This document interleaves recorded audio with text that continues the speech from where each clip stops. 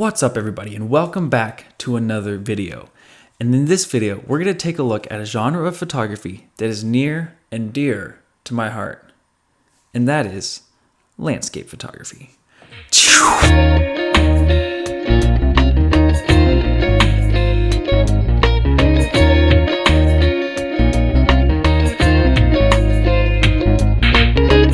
For those of you that don't know me well, I am a landscape photographer. I cannot get enough of going out, finding new spots, and taking incredible landscape photographs. And as I've gone through my experience of photographing the great outdoors, I've learned a lot. And today we're going to talk about my process in planning a landscape photograph.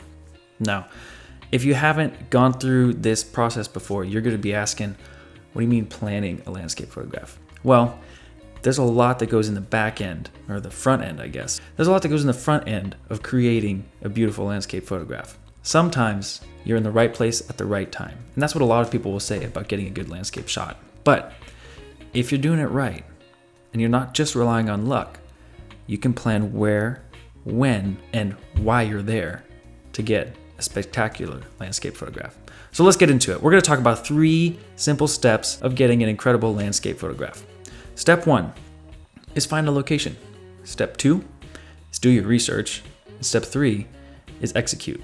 We're going to use my camping trip from a couple of weeks ago, which I made my first vlog video about. I'll put a link for it up there. We're going to use that trip as an example because I used this exact process when deciding where to go and what to do on that camping trip. Let's start with step 1 is finding a location. My sister and I wanted to go camping. We didn't know exactly where, but we did want a few things.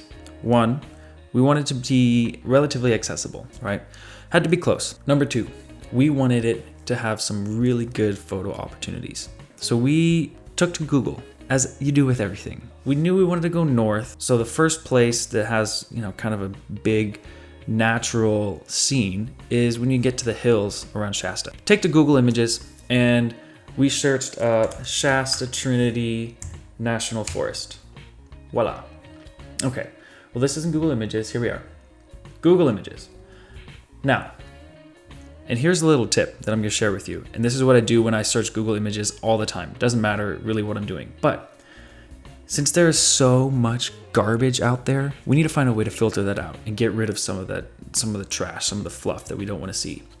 Right? And my go-to way for filtering that out is to say, I don't want to see anything below a certain quality. Right? So if you go up here to your tools, click on tools, and you click on size, I usually just hit large. What that does is now it's showing me only the images that are above a certain resolution, a certain pixels per inch. So you just start scrolling through and you say, yeah, there's some waterfalls. Not really super picturesque waterfalls, but okay, well, no, what's this? Let's see. Okay, cool. Backpacking to Heart Lake. Well, there's Mount Shasta, I know that, but I have never heard of Heart Lake before. Let's see what Heart Lake is all about. Heart Lake images. Mind you, Google has still saved my settings for that search, so I'm still only looking at the large images, right? Some cool reflection shots like this. Another one here. That's clearly what the lake is about. Here's a nice wide shot overview. That's a pretty cool view. Heart Lake. Say step 1's done. This is legit what Emily and I did. We looked and we just went on Google, found some things, right? We thought, well, we can make a cool image out of that, right? So step 1 done. Find your location. Heart Lake. Now we have to do a little bit of research because who knows? This could be on a 3-day trek. It takes a day and a half to get in, but that's what the step 2 is about. Step 2, do your research. This website, Heart Lake, Mount Shasta, hike. Okay, climb above castle length. Oh, total length, 3 miles. That's not bad at all. I've done backpacking hikes way longer than that. So 3 miles, that's great. That's pretty accessible, easy to get to, short hike, beautiful view. Wow, look at that. Now is when we get something super tricky, super nifty. We take to Google Earth because you can basically explore these locations before you even get there. So you know exactly what's going on. Super cool. Let me show you. But first, I need to turn on my other camera. So we're gonna use this nifty trick. Gonna go on my iPad and we're gonna go Google Earth. So let's type in here, Heart Lake, California, USA. Oh, look at that. It is kind of shaped like a heart. Whoop, whoop. Nice. So it looks like the trail's coming in there around Castle Lake. Looks like there's parking and a campground. Let's look at it this way. This tool is super sweet, right? Because now what we can do, we can look at, all right, so here's Heart Lake. That's where we're gonna be. That's where we're camping out at. We're gonna get there. We're gonna try shoot around sunset. Now, you can access the time of sunset from anywhere. My Garmin watch has on the face, I don't even have to go anywhere, on the home face, it'll tell me sunset tonight, 4:59. Then as soon as sunset happens, it tells me the sunrise and then the next sunset. So sunset's super accessible. So that's about the time that you want to be finished taking your pictures.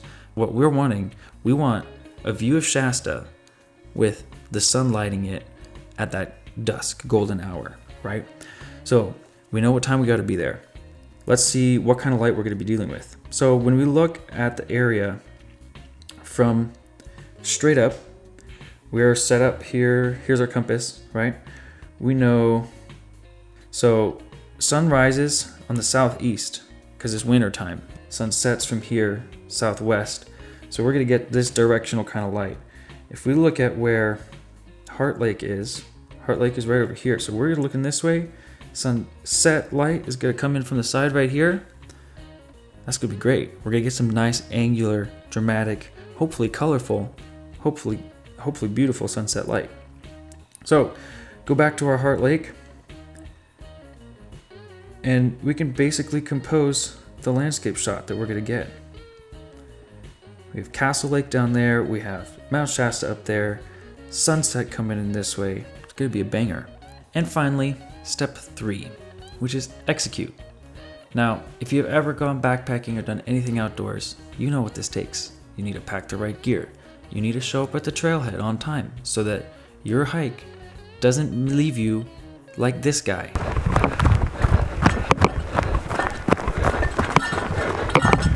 Running with a 30-pound pack on your back through the wilderness just to try to get a photo.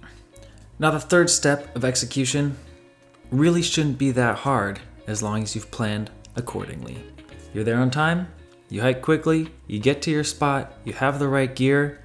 If you put in extra effort at the front end while you're planning a trip, while you're thinking and pre-visualizing that landscape photo, then when you get out there and you perform and you execute, you'll come out with some amazing stuff.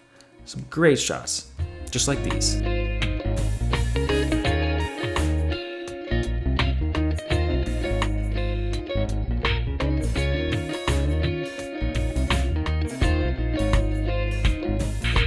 That is it for this video. I hope you like it. I hope you have a better idea now of what it takes to make a great landscape photograph. And I hope you're a little bit inspired to go out, not hope for the best, but plan for the best.